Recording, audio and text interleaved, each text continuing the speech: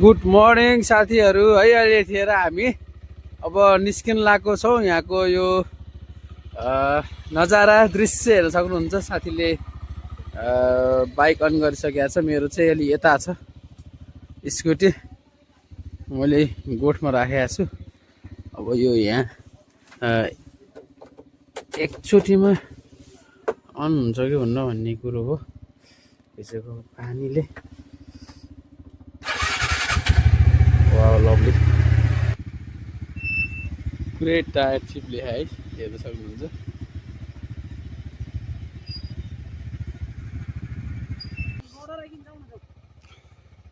अरे ब्रेक नहाल्नु न।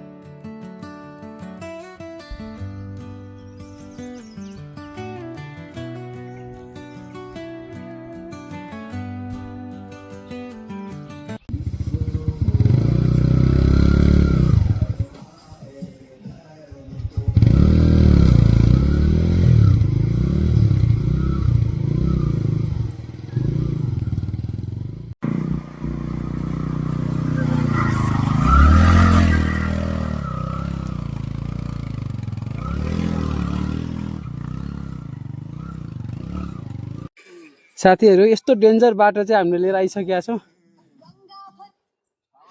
यस्तो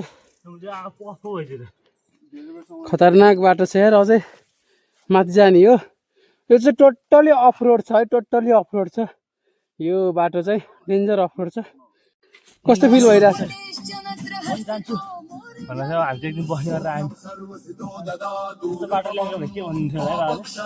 बाबुले मार्नु हुन्थ्यो। के भन्नु छ तिमीलाई? स्कुटी धकाल्दा धकाल्दै यहाँ जान निस्किसक्यो हो। अब ऊ हिँड्यो। अब ए धकाल्नु पर्छ कि मलाई स्कुटी अहिले? उसको स्कुटी धकाल्नु पर्छ, बाइक जान्छ।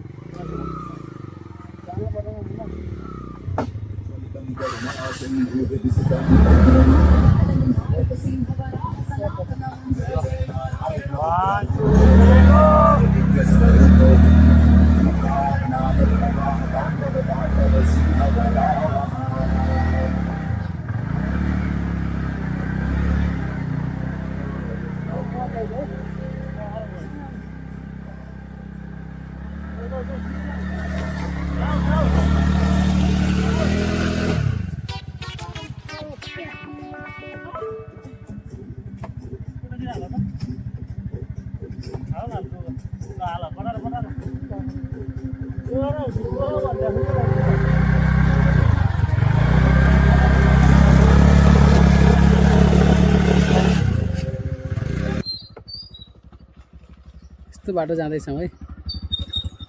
पुरै स्लिपरी छ बाटो चाहिँ।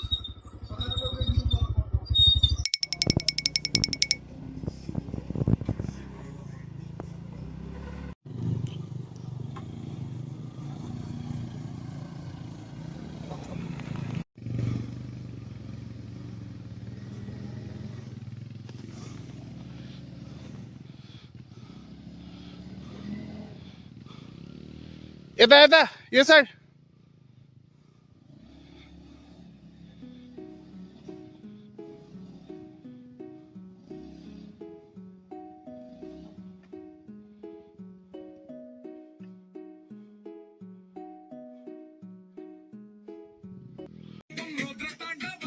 बाटो यस्तो छ है। अब यो बाटो जान्छ कि जाँदैन चाहिँ थाहा छैन। त्यहाँ ढुङ्गा हाल्नुपर्छ, ढुङ्गा।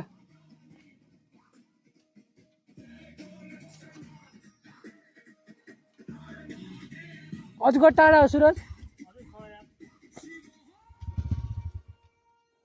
जाने बेला कुन बाटो जाने?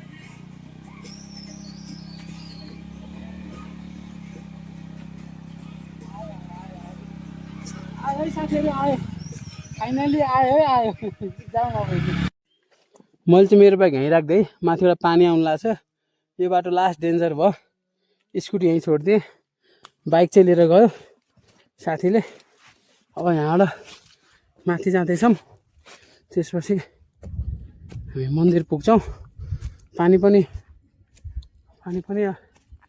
आउनु लाग्यो अब यो माथि चढिसकेपछि चाहिँ हामी ठ्याक्क मन्दिर पुग्छौँ है फाइनल्ली हामीहरू आइपुग्यौँ मन्दिरमा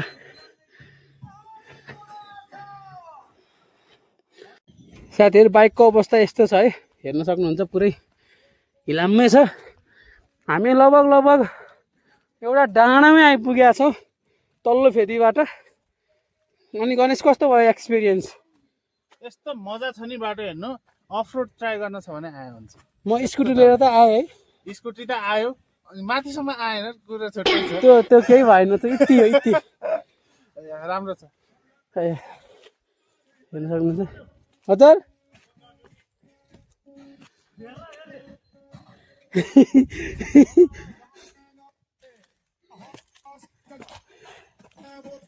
जुम हुन्छ नि मेरो थाहै त आएन जुमहरू त्यसमा देखिन्छ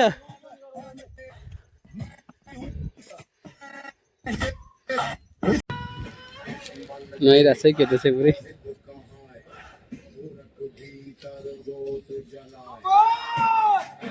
हर हर महादेव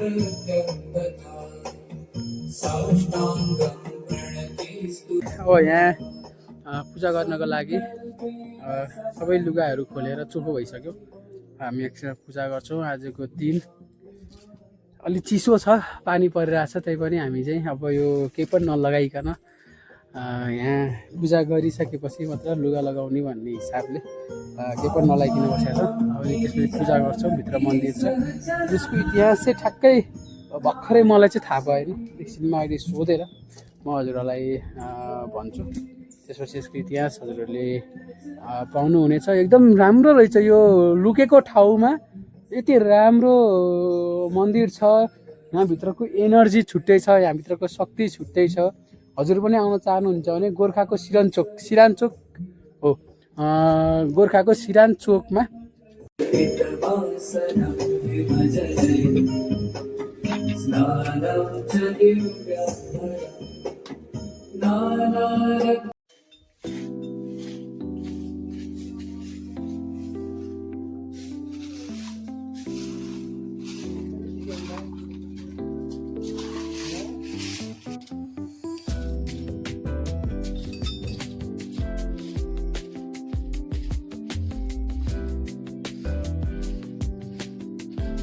यहाँ चाहिँ श्रीनाथ र मण्डली उत्पत्ति भएर चाहिँ पूजा गर्न थालेको ठाउँ हजुर र अब यहाँ गोरखनाथको पनि उत्पत्ति भएको ठाउँ भनेर चाहिँ अहिले र पछि गोरखनाथ बाबा चाहिँ बाल्यकाल बिताएर चाहिँ गोर्खा जानु भएको भन्ने कुराहरू पनि छ हजुर र यहाँ मण्डली पूजामा चाहिँ तपाईँको अब भक्तजनहरू चाहिँ बोका परिवार लिएर चाहिँ आफ्नो मनले चिताएको कुराहरू पुरा होस् भन्नको कारण पञ्चपतिहरू ल्याउँछ अनि भगवान पूजाहरू आउने गर्छन् हजुर नै हो अब यसको खासै स्थापित मिति चाहिँ हामीलाई त्यति थाहा भएन हजुर यसको करिब 15-16 13-1400 वर्ष अगाडिको कुरा भन्ने बुढापाकाहरूबाट बुझिन्छ लिखित चाहिँ केही पनि पाएको छैन हजुर अनि यहाँ चाहिँ अब उता के अरे मौलाहरू पनि छ कोटहरू हजुर त कोटमा 3टा कोटहरू छ त्यो 3टा कोटहरूमा चाहिँ माथिल्लो कोटमा चाहिँ एउटा मौला पनि छ हजुर त्यो मौलामा पनि अब तपाईँको वर्षको 2 चोटि चैते दसैँमा र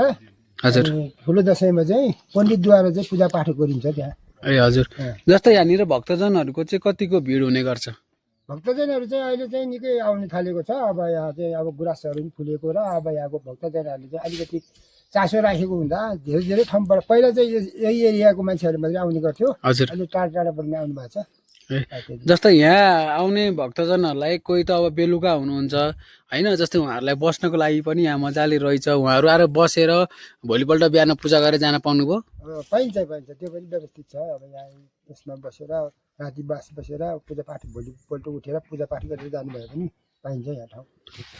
अनि हजुर चाहिँ कति भयो यहाँनिर बसेर सेवा दिनुभयो? अब म चाहिँ यहाँको पुजारी भएको चाहिँ मैले त्यही 22 वर्ष भयो। 22 वर्ष भयो हजुर। त्योभन्दा अगाडि चाहिँ म निरपुखियाको काम गर्थेँ मैले। हजुर। अब पूजापाठहरूको विषयमा चाहिँ यहाँ बेला बेलामा पूजाहरू निम पूजाहरू हुन्छ। हजुर। त्यतिखेर चाहिँ यसो उर्ती गर्नुपर्ने भएकोले अब एउटा कोटवाल पनि थियो पहिला।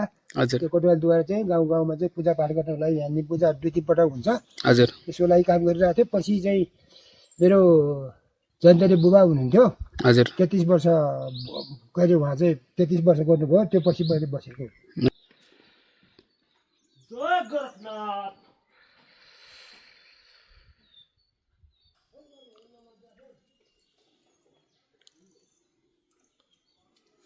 पूजा गरेर भ्यायौँ। यतिखेर हजुरले देख्न सक्नुहुन्छ त्यहाँ कोट जाने बाटो र टुडीखेल जाने बाटो भनेर छ। अब हामी पहिला कोट जान्छौँ अनि बल्ल टुडीखेल जान्छौँ है त।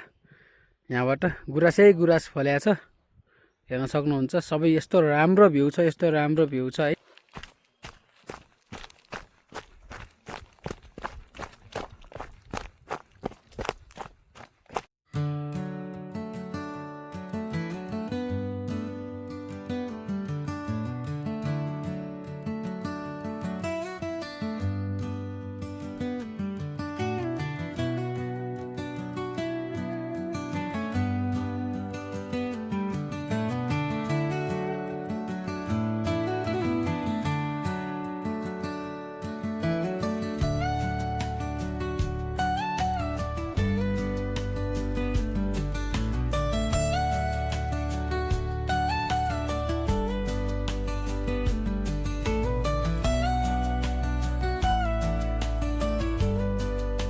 योभन्दा तल टुडीखेल छ।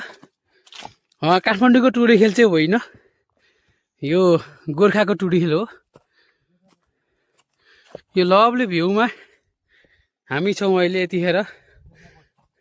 हजुर, जेठाकोट हो यो चाहिँ।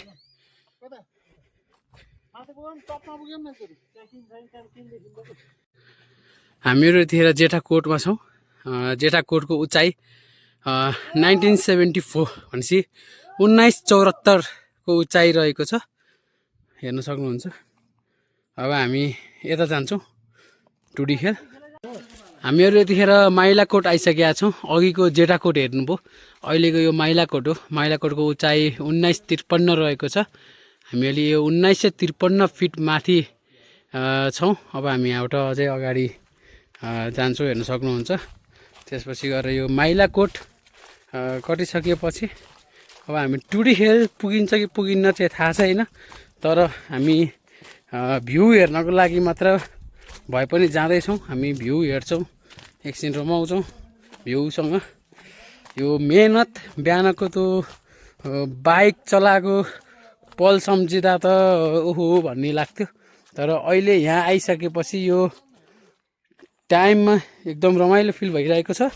अलिकति दुःख नगरिकन सुख हेर्न पाइँदैन, सुख पाइँदैन भन्थे। हामी पनि दुःख नगरिकन अब भ्यू त हेर्न पाइएन, त्यही भएर अलिअलि अब भ्यू हेर्नको लागि चाहिँ हामीले दुःख गर्दैछौँ। अलिक स्लिपरी छ, यहाँ पानी आएको थियो हिजो, त्यो भएको भएर अलिकति हिँड्दै गर्दाखेरि पनि विचार पुरा हिँड्नुपर्ने हुन्छ। पुरै अवस्था चाहिँ एकदमै नाजुकै छ, किनभने त्यो राइड गरेको बाटो नै एकदम डेन्जर थियो। हजुरले हेरि नै हाल्नुभयो, पुरै अफ रोड, त्यही माथि स्कुटीहरू त के चाहियो र। हामी फाइनली माइलाकोट माथि आइसकेका छौँ। यहाँ आएर भ्यू हजुरलाई देखाउँछौँ। यो भ्यू लभली छ, गोर्खा बजार देखिन्छ यहाँबाट। हजुरलाई पनि म देखाउँछु।